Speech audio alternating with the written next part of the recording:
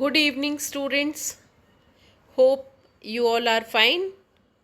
So, today we are going to discuss one more novel, The Mayor of Casterbridge, The Life and Death of a Man of Character. Before proceeding, I would like to tell you that today this video is on the primary level, but I am going to make two more videos on it, but it is on demand. That's why I am making it, because some of the things to be added and to be subtracted. So then I am going to make it on Sunday evening. I'll be making another video, right? Okay, so see, what is this? This is a novel written in 1886. The Mayor of Casterbridge is written in 1886 by English author Thomas Hardy, one of Hardy's Wessex novels. Wessex is a place which is created by Thomas Hardy, like R.K. Narayan has created Malgudi. Malgudi is not real place, that's a fictional place. Similarly, Wessex is the fictional place created by Thomas Hardy. It is set in fictional rural England, like near Masuri. Malgudi is situated. However, it's not situated, so just imaginary place. Similarly, imaginary place which is situated in rural England, with Casterbridge standing in for Dorchester in Dorset, where the author spent his youth. Actually, author spent his youth, and that's why he has created this place here. It was first published as a weekly serialization from January 1886, right? Okay, so this is an introduction, and I have to give the little introduction about the author, because of Thomas Hardy is very famous author. So in next slide, when I'm going to speak, and one I'm going to today I'm going to make mix video, Hindi English mix, and next is on that will be in Hindi and English, right? So here, what I was talking about, that's a detail of the author. I will tell you in next slideshow. Okay. Now, plot line and themes. The novel revolves around the main character, Michael Hanchard. Whole story is about Michael Henchard's decisions to sell his wife and child during a drunken rage. जब उसको बहुत गुस्सा आता है, drink कर लेता है, तो वो अपनी वाइफ को और बच्चे को ही बेच देता है। ये नॉवल में पूरी नॉवल जो है वो माइकल हेंचार्ड्स के आसपास घूमती है। A major theme is an idea the writer keeps on repeating his work. क्या? Portraying it as the most significant idea, the major theme is the idea that appears briefly in the story. तो major theme क्या है कि writer बताता है उनके work के बारे में कि कि जो ये है माइकल हेंचार्ड से ये कैसे कैसे सीरीज़ ऑफ मिस्टेक्स करता है, मैं आपको आगे बताऊंगी, ठीक है। अब बहुत इम्पॉर्टेंट स्लाइड है ये, जो अगर आपको बहुत ब्रीफ में और अभी अभी for a while if you want to learn, that is why I am making this video in hurry burry, but yes, listen, that is major characters क्या क्या है इसके, फैमिली क्या है, हेंचार्ड फैमिली है, और हेंचार्ड फैमिली के में कौन कौन है, तो हस्बैंड वाइफ और बच्चा है, लेकिन माइकल हेंचार्ड जो है वो हस्बैंड है, सूजन हेंचार्ड न्यूसन, क्यों लिखा है न्यूसन अभी हम देखेंगे, वो उसकी वाइफ है, Elizabeth Jane Henchard and Elizabeth Jane Newson, है ना, first daughter second daughter, Richardson Newson second daughter.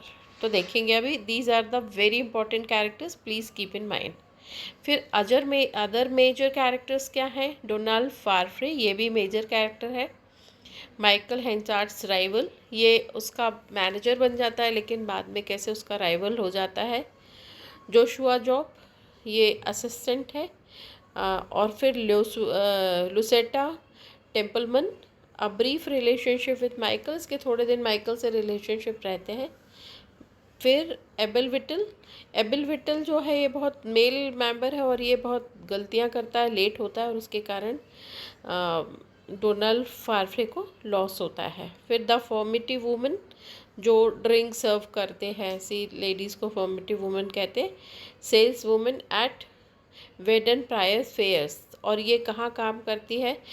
ये वेडन प्रायस फेयर लगा रहता है, मेला लगा रहता है, उसमें मेले का नाम समझ लो नाम है, वहाँ वेडन प्रायस में लगता है, वहाँ पे ये जो एक लेडी है फॉर्मेटिव वुमन वो काम करती है।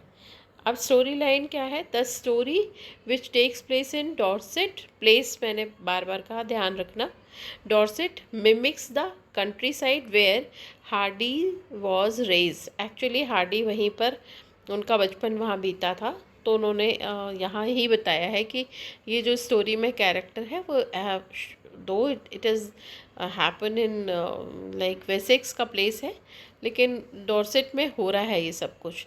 The novel revolves around the main character Michael Henchard's decision to sell his wife and child during a drunken rage. बहुत गुस्से में है, ड्रिंक किया हुआ है और अपनी वाइफ को ही बेच देता है। While Henchard's becomes wealthy and socially powerful in Casterbridge, बाद में वो बहुत अच्छा बन जाता है, बहुत रिच भी होता है, वेल्दी होता है और सोशली भी बहुत पावरफुल होता है। He never learns from his mistake. पूरा कोर ऑफ लाइन यही, कोर ऑफ आइडिया यही है कि वो अपनी गलतियों से नहीं सीखता और इसलिए उसकी एंडिंग ट्रेजेडी में बदल जाती है। तो ये एक्चुअली ट्रेजेडी है। The Mayor of Casterbridge has a tragic inevitability. क्यों इनएविटेबिलिटी? क्योंकि वो होना ही था, गलतियाँ सीखता नहीं है तो होना ही था उसका ये हाल। With an eye for both realism and the ironic structure of tragedy. एक तो रियलिज्म है, रियल है, ऐसा होता ही है, अगर आप नहीं करोगे मिस्टेक से मिस्टेक तो रूइन होना है लाइफ को। And the ironic structure of tragedy, और इतनी हैप्पी लाइफ होते हुए भी बाद में वो ट्रेजेडी में चेंज हो जाती है। Hardy charts the decline of Henchard's and the corresponding rise of Farfrae by their exchange of dwellings and possessions, including Lucetta and Elizabeth Jane. सब कुछ है, प्रॉपर्टी है, मनी है, रिस्पेक्ट है, फैमिली मेम्बर्स हैं, अच्छे हैं सब, लेकिन वो लास्ट में अकेला हो जाता है। तो ये इसका स्टोरी है ना, ये उसकी ट्रेजेडी है। The novel tells of the rise and fall of Michael Henchard, who starting from nothing after abandoning his wife and daughter gains prosperity and respect and is reunited with his family। पहले चला बिछड़ जाता है, फिर भी wife आ जाती है, only to lose everything through his own wrong headedness, his vengeful nature and a spate of bad luck। तो ये यहाँ पे होता है ना। अब प्लॉट समरी जल्दी से देख लेते हैं क्या होता है। The mayor of Castlereagh begins a country fair in Wessex, a fictional English country. Drunk on rum, 21-year-old Michael Hansard feuds with his wife Susan, and in a drunken rage, he impulsively actions her and their baby daughter for 5 guineas. The buyer is Richard Newson, a sailor passing through town after sobering up the next day. Henchard regrets his actions, but Newson has already departed with his family. Henchard vows to not drink for the next 21 years, right? अब ये जो important points हैं ये मैं अभी आपको नहीं ज़्यादा दिखा रही हूँ, अब मैं स्टोरी बोल रही हूँ, आप लोग स्टोरी सुनो फिर हम कंक्लूड करेंगे। स्टोरी ये है कि स्टोरी में सबसे पहले हम ये देखते हैं कि हैंचार्ड एक 21 ईयर का बिल्कुल यंग लड़का है समझो, और वो हेयर ड्रेसर का काम करता है। एक तरह से बहुत रफ लैंग्वेज में बोलूँ तो घास की गठिया बांध के बेचता है, ऐसा हम थोड़ी देर के लिए कह सकते हैं। तो वो यंग लड़का है और न्यूली मैरिड है, एक छोटी सी बच्ची है उनके साथ, और वो आते हैं वेडन प्रायस करके है जहाँ एक मेला लगा है, तो वहाँ काम की तलाश में ये अपनी वाइफ के साथ आता है और बच्ची के साथ। तो रास्ते में ये लोग खाना खाने एक जगह रुक जाते हैं जहाँ पे जो वो है फॉर्मेटिव वुमेन है वो ड्रिंक सर्व कर रही है, और टेंट लगे हुए हैं, तो ये एक टेंट में चले जाते हैं और वहाँ पे वो ये ड्रिंक कर लेता है। अब जब ये ड्रिंक करता है, इतनी ज़्यादा ड्रिंक कर लेता है कि इसको ये होश में नहीं रहता। और फिर ये इसको, जबकि रास्ते में लोग कहते भी हैं कि मत जाओ, एम्प्लॉयमेंट नहीं मिलेगा क्योंकि जॉब ही नहीं है, फिर भी ये चला जाता है और वहाँ जाके एक टेंट में रुकता है और ये सब होता है, ड्रिंक करता है और इतना नशे में हो जाता है कि उसकी वाइफ और बच्ची को बेचने के लिए वही सबसे पहले तो गुस्से में अपनी वाइफ के साथ जो भी उसका झगड़ा, कभी जो झगड़ा नहीं, वो अपनी वाइफ को बुरा बुरा बोलता है कि मैं तो बहुत अर्ली एज में शादी करके पछता रहा हूँ और मेरी सबसे बड़ी गलती है और मैं तो बर्बाद हूँ, और इसीलिए क्योंकि मैंने बहुत अर्ली एज में शादी कर ली। और इस तरह से वाइफ को भी बहुत बुरा बुरा बोलता है और बोल मजाक में शुरू होती है ये बात, और वो कहता है कि मैं अपनी वाइफ और बच्ची को बेचने तैयार हूँ, कौन खरीद रहा है। तो टेंट में आसपास जो लोग हैं वो हंसते रहते हैं, उनको समझ में नहीं आता, वो सीरियसली नहीं लेते, परंतु ये सीरियस हो जाता है। और फिर वहाँ पर एक सेलर निकलता रहता है, तो वो सोचता है कि चेक करके देख लो, और वो देखता है तो वो कहता है कि ठीक है, 5 गिनीज़ में मैं आपकी वाइफ और बेटी को ख़रीदने तैयार हूँ। तो वो दे देता है और ये बेच देता है।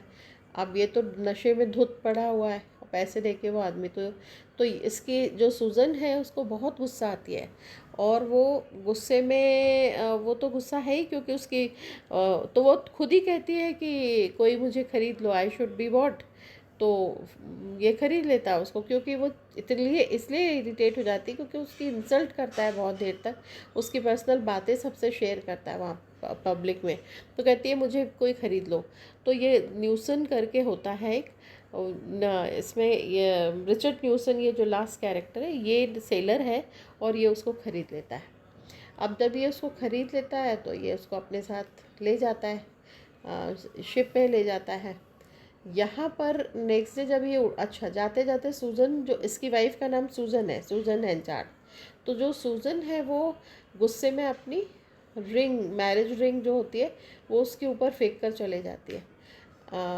अगले दिन जब ये उठता है तो ये रिंग देखता है और एकदम होश आता है कि क्या हुआ, अरे क्या। तो ये पागल जैसे इधर उधर ढूंढने की कोशिश करता है, कहाँ गए बच्चे। उसको ये रिकॉल तो हो जाता है कि रात को क्या हुआ, लेकिन उसको ये सबसे ज़्यादा खुद के ऊपर भी गुस्सा आता है, लेकिन सूजन के ऊपर भी गुस्सा आता है, क्योंकि उसको लगता है कि सूजन मेरा तो वेट करती, और वो मैरिज कोई वैलिड थी क्या, वैलिड नहीं थी, फिर भी वो आदमी इसको ले गया। तो ये ढूंढता है, ढूंढते ढूंढते फिर वो उसको, वही जो लेडी जो ड्रिंक सर्व करती है, फर्मेटिव वुमेन, वो उसको बताती है कि वो तो मत ढूंढो, वो तो चला गया यहाँ से, वो सेलर था, बाहर लेके चला गया। तो फिर ये अपनी एफर्ट्स ढूंढता है, वेस्ट समझता है, और फिर ये चर्च में जाकर और he vows that not to drink for 21 years. अब मैं 21 साल तक शराब नहीं पीऊँगा, हाथ नहीं लगाऊंगा, क्योंकि मैंने इतना बड़ा लॉस कर दिया। तो ये चला जाता है 21 साल तक शराब छोड़ने का वादा करके। और फिर ये सोचता है कि मैं वेसेक्स का ही दूसरा प्लेस है, कैस्टर ब्रिज, मैं वहाँ चला जाता हूँ, बिजनेस करूँगा। वहाँ जाता है और मेहनती तो रहता है, ये अच्छा भी रहता है, मैन ऑफ कैरेक्टर है, अच्छा भी है। लेकिन ये क्या करता है, धीरे धीरे सब अपना ग्रो करता है और बहुत फ्लोरिश हो जाता है। और फिर ये यहाँ पे बहुत अच्छा राइज करता है कैस्टर ब्रिज में आके। यहाँ पे कई साल बीत जाते हैं, बहुत मेहनत के बाद इसको पोजीशन, पावर सब मिल जाती है। अब यहाँ ये तो एक साइड हुआ, दूसरी तरफ क्या होता है कि सूजन जो है वो, उसका हस्बैंड रिचर्ड न्यूसन की डेथ हो गई है, और वो अपनी बेटी को लेके, और अब उसकी बेटी एलिजाबेथ जेन जो है वो बड़ी हो गई है, तो उसको लेकर सोच रही मैं क्या करूँगी यहाँ अननोन प्लेस में, क्योंकि उसको बाद में भी वो रिचर्ड न्यूसन के साथ बहुत हैप्पी नहीं रहती है, लेकिन खुद भी सोचती है कि कैसे ये आदमी मुझे ले आया, लेकिन कैसे भी वो इतने साल निकालती है। और अभी जब वापस आती है तो ये लोग एक होटल में रुकते हैं, क्योंकि जब ये वापस आती है तो इसको वही सेम टेंट में एक वही जो लेडी है, वो बुढ़ी हो गई है, वो मिलती है। तो वो इसको बताती है कि वो माइकल हैंगचैट तो वहाँ चला गया है, कैस्टर ब्रिज चला गया है। तो ये भी जाती है और ये वहाँ पे एक होटल में रुकती है ना। मैंने लिखा है, देखो, अभी मैं इतना बता देती हूँ, कल इसमें और ऐड करूँगी। ये होटल है गोल्डन क्राउन होटल, यहाँ पे ये रुकती है गोल्डन क्राउन होटल में। और वहाँ पे इस होटल में ये लोग नहीं गोल्डन क्राउन होटल में नहीं रुकती, ये जाती है कैस्टर ब्रिज। और कैस्टर ब्रिज में गोल्डन क्राउन होटल के पास बहुत भीड़ लगी है, और इनको पता चलता है, सूजन अपनी बेटी के साथ है, एलिजाबेथ जेन के साथ, तो इनको पता लगता है कि यहाँ पे माइकल हेंचार्ड है, और वो मेयर बन गया है, और लोग उससे सेटिस्फाइड। वैसे बहुत अच्छा है, उसका नेम फेम है, पर आज कुछ प्रॉब्लम हो गई तो खूब भीड़ लगी, और लोग उससे माइकल हेंचार्ड से मिलना चाहते हैं। तो यहाँ पर ये किंग ऑफ पर्शिया दूसरा होटल है, वहाँ रुक जाती है सूजन अपनी बेटी को लेके, क्योंकि वो अभी उससे मिलना नहीं चाहती एकदम से, उसको थोड़ा हेजिटेशन भी होता है, तो वो उससे मिलती नहीं है। अब ये लोग रात को रुके हुए हैं, और फिर उसके बाद माइकल हेंचार्ड को तो कुछ पता ही नहीं होता, वो अंदर खाना खा रहा होता है। तो यहाँ पर जब ये रुकती है, तो फिर यहाँ होटल में डिनर करते समय ये जो लड़की है इसकी, एलिजाबेथ है ना, ये लोग इस होटल में डिनर करने आते हैं, रुकते दूसरे होटल में, यहाँ पे डिनर करने आते हैं।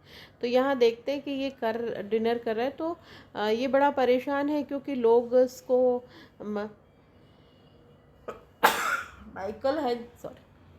माइकल हेंचार्ड को लोग कहते हैं कि गेहूं का कुछ इनका क्रॉप का प्रॉब्लम होता है, हार्वेस्टिंग नहीं होती है ठीक से, तो वो बोलते हैं कि हमको वी आर नॉट सेटिस्फाइड। तो वहाँ से एक पर्सन है जिसका नाम है ये डोनाल्ड फारफ्रे, ये बहुत इंटेलिजेंट यंग स्मार्ट लड़का है।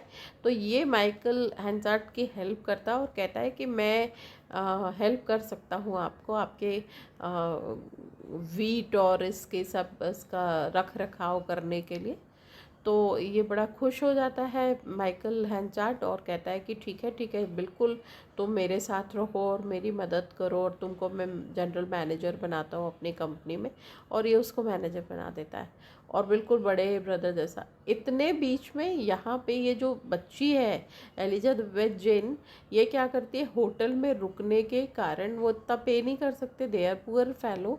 तो क्या करते हैं कि पुअर फेलोज, तो ये क्या करती है लड़की, वहाँ पे वेट्रेस का काम करती है, और वहाँ से फिर ये धीरे से एक नोट पहुँचाती है किसके तक, मेयर तक, कैस्टर ब्रिज का, यही माइकल हेंचार्ड की, कि हम लोग यहाँ रुके हैं और ऐसा ऐसा। तो फिर यहाँ पे जब माइकल हेंचार्ड को पता चलता है, तो फिर ये एक प्लेस फिक्स करते हैं, वो प्लेस भी मैंने लिखी है, वो एक प्लेस फिक्स करते हैं। देखिए वो प्लेस, अच्छा इसमें नहीं लिखा अभी, वो प्लेस है इसमें द रिंग, हाँ द रिंग करके है, टाउन है, वहाँ पे द रिंग में ये लोग रुकते हैं और बात करते हैं, और फिर ये डिसाइड करते हैं कि हम रीमैरिज कर लेंगे। और ये कुछ दिन बाद सूजन और माइकल की शादी हो जाती है। अब शादी होती है और रहने लगते हैं अच्छे से। फिर कुछ ही दिन बाद सूजन की तबीयत ख़राब होती है और सूजन की डेथ हो जाती है। अब नॉर्मल लाइफ चलती रहती है। कौन कौन है घर में, माइकल है और इसकी बेटी है एलिजाबेथ जेन, और नॉर्मल लाइफ चल रही, वाइफ की डेथ हो गई। अब वहाँ पे क्या होता है, एक दिन इसको माइकल, यहाँ पे फारफ्रे बहुत अच्छा करता है, वो जो जनरल मैनेजर है फारफ्रे, डोनाल्ड फारफ्रे, ये कंपनी में बहुत अच्छा करता है, और वो बहुत अच्छा डांस भी करता है, यंग भी है, तो लोग माइकल से ज़्यादा इसको चाहने लगते। तो माइकल बहुत ज़्यादा जेलस फील करने लगता है धीरे धीरे उससे। अब वो उसका राइवल हो गया, जबकि वो उसको शुरू में बहुत पसंद करता है माइकल। और उसके बाद फिर यहाँ से कंपटीशन शुरू होता है। और फिर पहला लॉस तो इसकी वाइफ की भी डेथ हो गई। अब मिली वाइफ जैसे तैसे फिर डेथ हो गई उसकी। तो अब वो एलिजाबेथ और ये रहते हैं यहाँ। इसको टेंशन थोड़ा थोड़ा कंपनी से बाहर, किसके कारण टेंशन है, इसके कारण, फारफ्रे के कारण इसको टेंशन है। अब ये चलता रहता है, और अचानक क्या होता है, फारफ्रे बहुत अच्छा करता है तो ये चिढ़ जाता है फारफ्रे से, बोलता कुछ नहीं है, लेकिन एक दिन ये इसी फ्रस्ट्रेशन में बैठा रहता है, और घर में इसको एक लेटर मिलता है इसकी वाइफ का, जिसमें लिखा रहता है कि ये लेटर अभी नहीं ओपन करना, मेरी जब तक डॉटर की शादी के दिन तक, उसके बाद ओपन करना है इसको। लेकिन ये तो ये इसका इम्पल्सिव है, ये कंट्रोल नहीं कर पाता खुद को और ये लेटर खोल लेता है। लेटर खोलता है तो उसमें ये सीक्रेट ओपन हो जाता है कि एलिजाबेथ जेन जो है, मैंने देखो लिखा है एलिजाबेथ जेन हैंकार्ट और एलिजाबेथ जेन न्यूसन। तो ये जो पहली वाली डॉटर थी जो हमारे और तुमसे हुई थी, वो उसकी तो डेथ हो गई। ये लिखती है कि जो फर्स्ट एलिजाबेथ जेन थी उसकी तो डेथ हो गई, और ये जो एलिजाबेथ, मैंने सेम नाम रखा है, लेकिन वेरी नेक्स्ट ईयर मुझे एक और डॉटर हुई जिसका नाम भी मैंने वही रखा था, एलिजाबेथ जेन, पर वो न्यूसन है, और ये तुम्हारी बेटी ने ये रिचर्ड न्यूसन से हुई हुई बेटी है। बस उसका इमीडिएटली उसका एटीट्यूड वो लड़की के लिए बुरी तरह चेंज हो जाता है। वो समझ नहीं पाती, वो बहुत कोशिश करती है कि, उसको तो ये लगता है ये मेरे कोई रिलेटिव है, तो वो अपने रिलेटिव को अच्छे से, फिर भाई माँ शादी कर लेती तो उसको लगता है चलो he is my father, like my father, तो वो अच्छे से रखती है उसको बाद में भी, और खूब केयर करती है, सब करती है। लेकिन वो तो बिल्कुल बहुत बुरी तरह बिहेव करता है इसके साथ। Finally, she gives up and she leaves for relatives। ऐसा सोचती है वो कहीं चली जाएगी, तो वो मदर की ग्रेवयार्ड में जाती है, वहाँ प्रेयर करती है। तो वहाँ पे इसको एक लेडी मिलती है, बड़ी अट्रैक्टिव चार्मिंग एक लड़की है, यंग लेडी है, वो मिलती है जिसका नाम रहता है ल्यूसिटा। तो ये जो ल्यूसिटा टेम्पलमन है, ये इसको मिलती है और ये इसके साथ वो सब सारी स्टोरी उसको वॉमिट कर देती है कि मेरे साथ ऐसा हुआ, ऐसा हुआ, ऐसा। तो वो कहती है कि वो समझ जाती है, तो उसको तो मालूम है कि माइकल उसका वीक पॉइंट है, क्योंकि माइकल के और माइकल हेंचार्ट के और इसके कुछ टाइम बीइंग इनके रिलेशन, इसका रिलेशन बन जाता है। माइकल उसको बताता भी है कि मैंने धोखे से, मतलब मेरी वाइफ कहीं चली गई, ऐसा कुछ उसको स्टोरी सुना देता है। ठीक से नहीं बताता कि क्या हुआ। तो ल्यूसिटा तो माइकल को बहुत चाहती ही है, तो ल्यूसिटा को लगता है कि अच्छा है, उसकी डॉटर को मैं रखूँगी तो उस बहाने माइकल भी मेरे पास आएगा, और इस तरह से वो उसको अपने घर ले जाती है। अब यहाँ पर मिलना जुलना इनका शुरू होता है, मतलब ये दोनों रहने लगती है, ल्यूसिटा और एलिजाबेथ जेन साथ में रहने लगती है। तो माइकल फिर इनसे मिलने आता है। तो माइकल मिलने आता है तो ये बोलती है कि मैं तुमसे शादी करने तैयार हूँ। लेकिन इसी बीच में क्या होता है कि मैं यहाँ बताना आपको भूल गई कि जब फारफ्रे फर्स्ट टाइम एलिजाबेथ जेन को देखता है तो उसको पसंद करने लगता है, और एलिजाबेथ जेन का भी कहीं ना कहीं इंटरेस्ट होता है। तो अब फारफ्रे मिलने किससे आता है, एलिजाबेथ जेन से मिलने ल्यूसिटा के घर आता है। तो अब वो वैसे भी यहाँ पर किसका राइवल बन गया है, इसके फादर का, माइकल का राइवल है, क्योंकि भाई लोग इसको ज़्यादा पसंद करते हैं। तो ये चिढ़ तो वैसे ही बहुत ज़्यादा चिढ़ता है माइकल, किससे, फारफ्रे से। तो जब फारफ्रे एलिजाबेथ के घर मिलने आता है तो अब एक और प्रॉब्लम ये होती है कि एलिजाबेथ से तो अट्रैक्ट होने की जगह वो ल्यूसिटा से ही एक ही साइट में ये दोनों दे फॉल इन लव, ये प्यार करने लगते हैं एक दूसरे को। अब यहाँ एलिजाबेथ जब ये सारा कुछ देखती है तो उसको बहुत बुरा लगता है, और वो ल्यूसिटा का घर छोड़ के चली जाती है। और यहाँ पर ल्यूसिटा और फारफ्रे शादी करने के लिए रेडी हैं। तो वो ल्यूसिटा, ये माइकल हेंटार्ट जो होता है, ये कहता है कि नहीं मैं तुमसे शादी करूँगा। तो ल्यूसिटा उसको बताती है कि नहीं, मेरा मतलब अब इंटरेस्ट तुम्हारे में नहीं है, मैं तुमसे बोलती रही, तुमने मना नहीं किया, तुमने हाँ नहीं कहा, तो अब मैं किससे शादी कर रही हूँ, फारफ्रे से। और ये जाते हैं और भागकर एक जगह जाकर एक दूसरे शहर में जाके शादी करते हैं। और जब शादी कर चुकी होती तो आकर इसको बताती है कि देखो हमने शादी कर ली, अब कुछ नहीं हो सकता। तो ये क्या करता है माइकल हेंचार्ट, ये कहता है कि तुमने मुझे जो लेटर्स लिखे थे ना, मैं सारे लेटर्स ओपन कर दूंगा। तो ये बहुत रिक्वेस्ट करती है पर वो मानता नहीं। और फिर इसमें एक और कैरेक्टर है, वो है जोशुआ जॉब। जोशुआ जॉब को सुनो ध्यान से। जोशुआ जॉब कौन है, जोशुआ जॉब भी डोनाल्ड फारफ्रे का राइवल है, क्योंकि एक्चुअली ये जनरल मैनेजर बनना चाहता था, लेकिन डोनाल्ड फारफ्रे को माइकल ने किसको सिलेक्ट किया, डोनाल्ड फारफ्रे को, और उसके कारण ये वो अपॉर्चुनिटी लूज़ कर देता है। तो ये वैसे भी फारफ्रे से बहुत चिढ़ता है। तो अब यहाँ पर जोशुआ जॉब क्या है, इसका मैनेजर बन गया, किसका, माइकल हैंगचार्ट का मैनेजर बन गया, क्योंकि उसने उसको तो निकाल दिया फारफ्रे को। तो अब ये इसका मैनेजर बन गया था और ये इसकी कंपनी में काम कर रहा है। लेकिन जब ये लेटर वाली बात होती है तो ये क्या करता है, ये कहता है कि नहीं मैं तो तुम्हारे लेटर दिखा दूंगा, सबको दिखा दूँ। तो फिर बहुत रिक्वेस्ट करती है ल्यूसिटा, किसको, माइकल हैंचार्ट को, कि नहीं नहीं प्लीज़ मुझे वो लेटर्स दे दो ना, ऐसा मत करो। तो ये क्या करता है, मान जाता है, तो कहता है कि ठीक है। तो जोशुआ से कहता है, एक पैकेट देता है कि ये सारे लेटर्स किसको दे देना, ल्यूसिटा को दे देना। पर ये ऑन द वे लेटर्स खोल लेता है और टाउन्स पीपल जो होते हैं, जो मिडिल क्लास लोग होते हैं, उनको दिखाता है।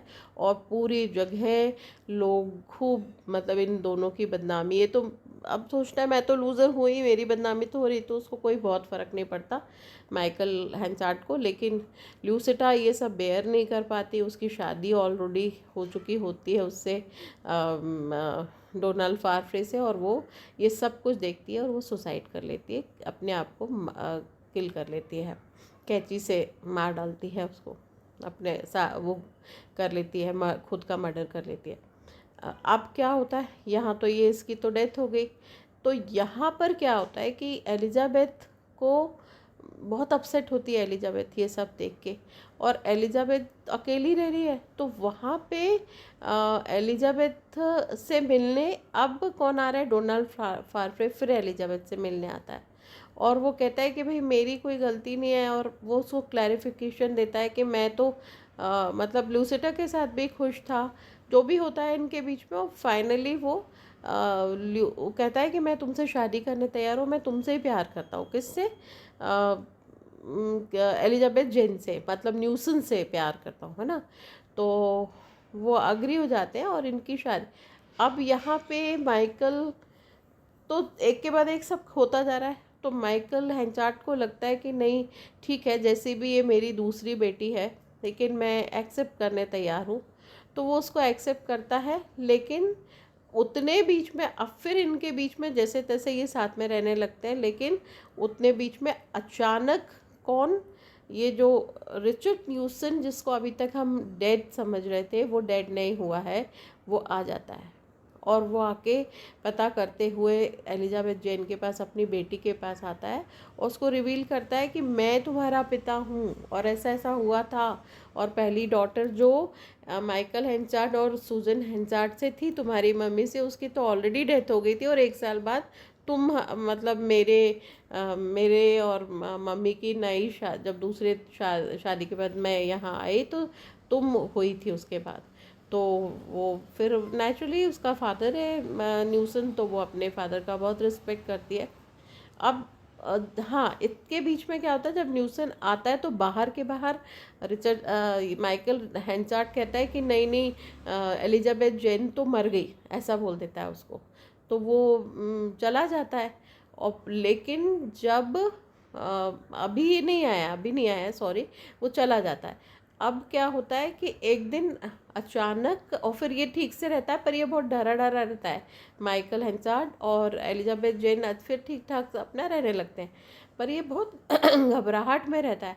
अचानक ये देखता है कि एक दिन डोनाल्ड फारफ्रे किसको लेके आया है, न्यूसन को लेके आया, और तब न्यूसन इसको बताता है, किसको, एलिजाबेथ जेन को, कि तुम मेरी बेटी हो और देखो इसने धोखा दिया, और मैं, मतलब मैं तुम्हारा पिता हूँ। तो वो अपने पिता को मानती है, और जैसे ही ये इसको देखता है, और फिर इनमें खूब लड़ाई झगड़ा होता है, फारफ्रे को ये बहुत अब्यूज़ करता है, और उसके बाद ये घर छोड़कर चला जाता है।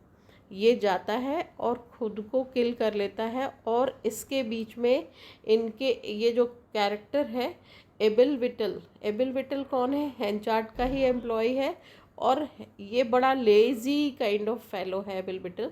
तो एबिल विटल के डोनाल्ड फारफ्रे को भी निकालने में काफ़ी हद तक इसका ही रोल रहता है। ये हर काम बहुत धीरे धीरे करता है और सपोर्ट नहीं करता, और उसके कारण ही डोनाल्ड फारफ्रे में और माइकल में थोड़ा सा मिसअंडरस्टैंडिंग होती है कि तुम ठीक से काम नहीं करते शुरू में।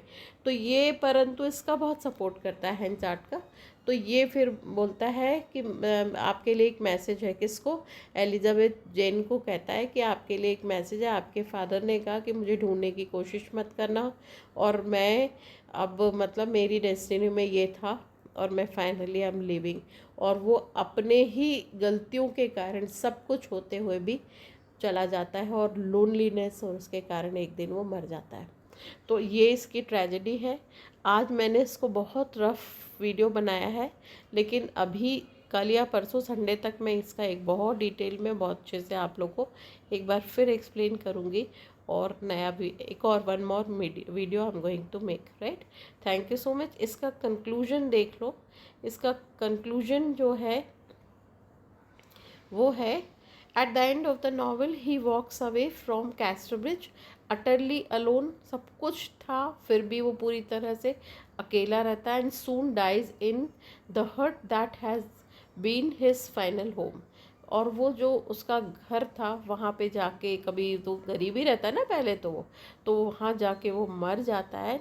ही dies before he can know that Elizabeth Jane has soften towards him, कि एलिजाबेथ जेन तो अच्छी लड़की रहती है ना, तो वो उसको फिर प्यार करने लगती है अपने फादर की तरह। और फिर उसके बाद and his will makes clear that he would have wanted it to it so.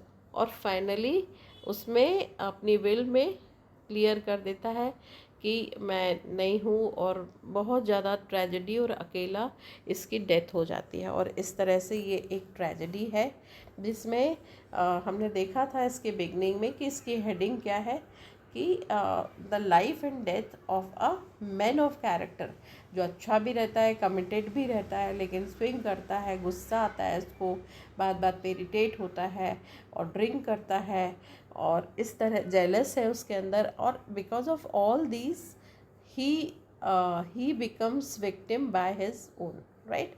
और खुद ही वो अपने आप एक अपना शत्रु बन जाता है और उसकी डेथ हो जाती है। तो अभी हम इसको फिर से करेंगे संडे को। Thank you so much. God bless you.